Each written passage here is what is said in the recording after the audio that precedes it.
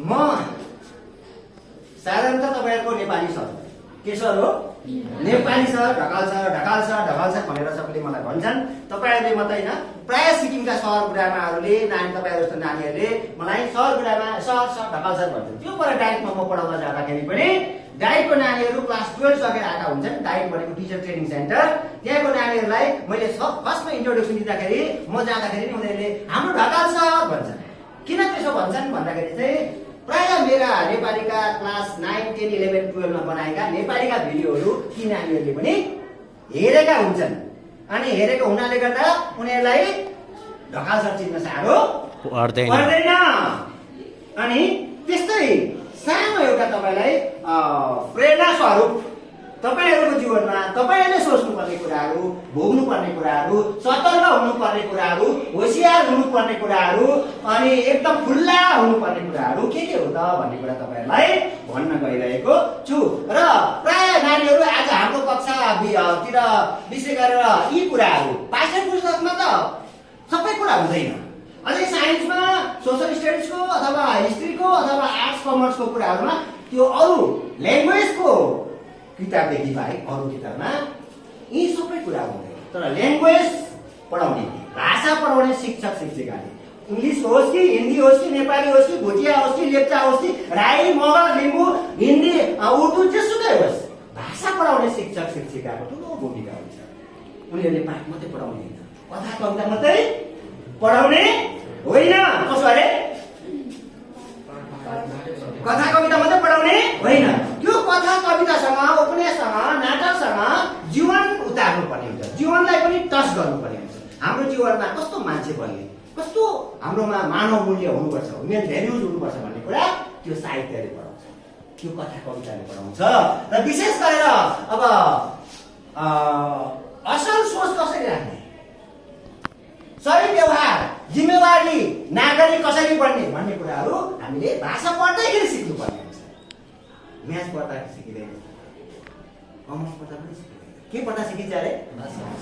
भाषा। के पढ्दा? भाषा। महत्त्वपूर्ण अभिन्न अङ्ग हो भाषा शिक्षण हाम्रो जीवनमा। अब हेर्नुहोस्, पहिला त मैले तपाईँहरूसँग कुरा गर्दैछु, कन्टिन्यू गर्नुहोस्। पहिला कुरा गर्दैछु के को? लैङ्गिक समानता। के मजाले भन्नुहोस्? लैङ्गिक समानता। लैङ्गिक समानता। असमानता हाम्रो समाजमा हुँदैन भन्दा पनि छ। लैङ्गिक भनेको यो केटा, यो केटी, यो पुरुष, यो स्त्री, हाम्रोमा डिफरेन्स हुँदैन भन्दा पनि कहीँ अलिअलि हल्का डिफरेन्स पाउँछौँ। यस्तो हुनुपर्छ कि समान हुनुपर्छ कि असमान हुनुपर्छ? समान हुनुपर्छ। छोरीले अधिकार बराबर पाउनुपर्छ कि त्यसै कम्ती पाउनुपर्छ? पुरुषलाई स्त्रीको अधिकार पुरा बराबर हुन्छ कि बेसी कम्ती हुन्छ? बराबर हुनुपर्छ। तर पनि हाम्रो समाजमा यस्ता कतिवटा क्षणहरू पनि आउँछन्, ती क्षणहरूमा भेदभाव हुन्छ। भेदभाव हुनु हुँदैन भन्ने कुरा पनि हामीलाई हरेक पाठले सिकाएको हुन्छ। हरेक पाठले रुखको मूल्य जोड्दैछु म कक्षा 12 मा, तर पनि उसको ज्ञान अथाह थियो। र हाम्रो सबैभन्दा ज्ञानी एकजना नारी गार्गीसँग उसलाई लगेर तुलना गरिएको छ। गार्गी भनेको संसारकी सबैभन्दा विदुषी नारी, सबैभन्दा बेसी ज्ञान भएकी नारी। नारीहरू पनि कमी हुँदैनन् भन्ने कुरा त्यहाँ देखाउन खोजिएको छ। अब हेर्नुहोस्, अर्को कुरा तपाईँहरूसँग जोड्दैछु म, लागु औषधिको कुरा। के अरे? लागु औषधिको विषयमा इङ्ग्लिसमा के पो भन्छौँ लागु औषधिलाई? के एब्युज? Drug abuse. कसो अरे? मजाले भन्नुहोस् न। Drug abuse. भन्नुहुँदैन? फेरि भन्नुहोस् सबले।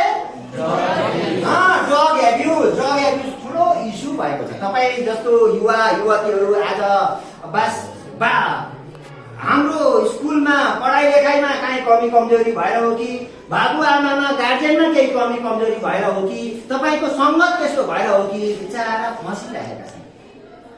दुःख लाग्छ कि लाग्दैन तपाईँलाई?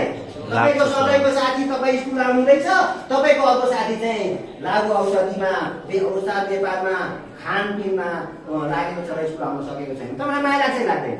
लाग्छ नि, लाग्छ। तर माया लागेर पनि यदि हामीले उनीहरूलाई सही बाटो ल्याउन सकेनौँ भने उसको जिन्दगी बर्बाद हुन्छ। अब यसको लागि अझै अलगै सतर्कता होइन, भाषा पढाउने अङ्ग्रेजी पढाउँ कि नेपाली पढाउँ कि हिन्दी पढाउँ, हामीले हरेक पाठमा जानेर यस्तो कुरालाई छुन सकिन्छ त्यहाँ छोएर हामीले लागु औषधि दुर्व्यवहारको कुराहरू हामीले लेख्नु अथवा के गर्नुपर्ने हुन्छ, भन्नुपर्ने हुन्छ। छोरा होस् कि छोरी होस् सबैलाई समान अधिकारको कुरा। यसले स्वास्थ्य पनि हानि गर्छ, अहिले के हानि गर्छ भनेर जोडले भन्नुहोस्। अन्त के हानि गर्छ परिवारमा, अनि परिवार अनि तपाईँको भविष्य पनि यसले नष्ट गर्छ। केले नष्ट गर्छ?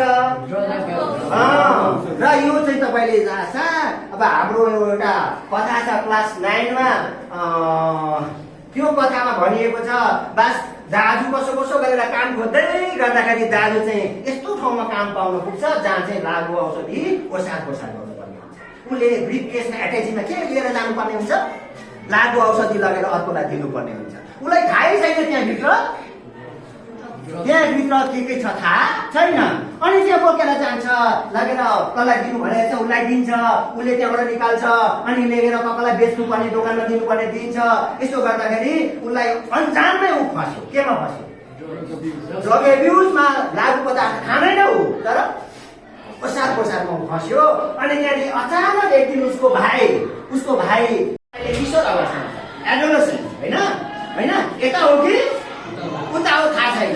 यस्ता मान्छेहरू जस्तो कुरा गर्दैछु म, त्यस्ताको मान्छेको सङ्गत गर्यो भने जीवन बर्बाद। त्यसले गर्दा किशोर अवस्थामा तपाईँले विशेष गरेर होशियार हुनुपर्ने हुन्छ।